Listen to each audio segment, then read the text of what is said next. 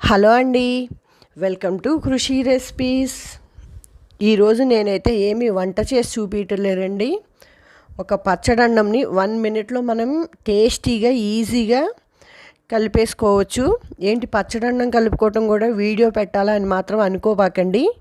ఎందుకంటే మన అమ్మమ్మలు కానీ నాయనమ్మలు కానీ మనకి పచ్చడన్నం కలిపి ముద్దలు పెడుతుంటే ఆ టేస్ట్ ఎంతో బాగుంటుంది కదండి. మనకు ఇప్పుడు ఆ టేస్ట్ ఎలా వస్తుంది అనేది ఈ వీడియోలో చూద్దాము.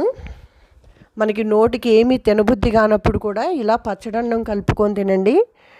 నోటికి కూడా చాలా మంచిగా అనిపిస్తుంది.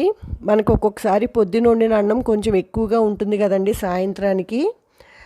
అలా అన్నం ఎక్కువగా ఉన్నప్పుడు మనకు ఆ చల్లారిన అన్నం తినబుద్ధి కాదు కదా.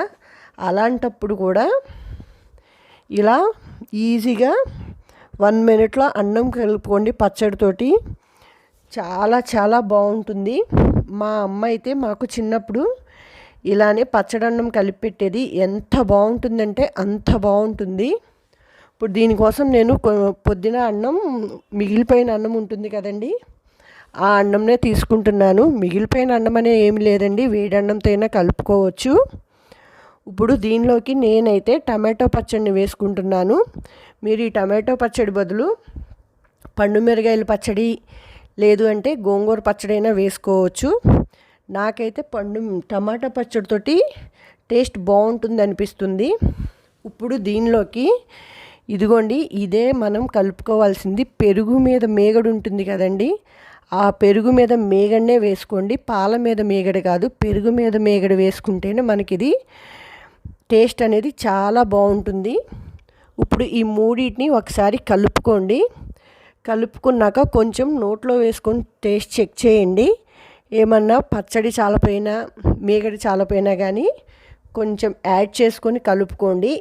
ఎందుకంటే మనకి ఇవి 3 అనేది పర్ఫెక్ట్గా సరిపోతేనే మనకి మన అమ్మమ్మలు నాయనమ్మలు కలిపిన టేస్ట్ వస్తుందండి. మామూలుగా అయితే మనం ఇలా పచ్చడన్నంలో ఎక్కువగా నెయ్యి వేసుకొని తింటాం కదండి. ఆ నెయ్యి కాకుండా టమాటో పచ్చడికి ఇలా మీగడ కలుపుకొని తినండి. పర్ఫెక్ట్ కాంబినేషన్ అనిపిస్తుంది. మీరు కూడా ఒక్కసారి ఈ పచ్చడి పెరుగు మీద మేగడతోటి అన్నం కలిపి ట్రై చేయండి. మీకు నచ్చినట్లయితే లైక్ చేయండి, కామెంట్ పెట్టండి, సబ్స్క్రైబ్ చేసుకోండి. Thank you for watching.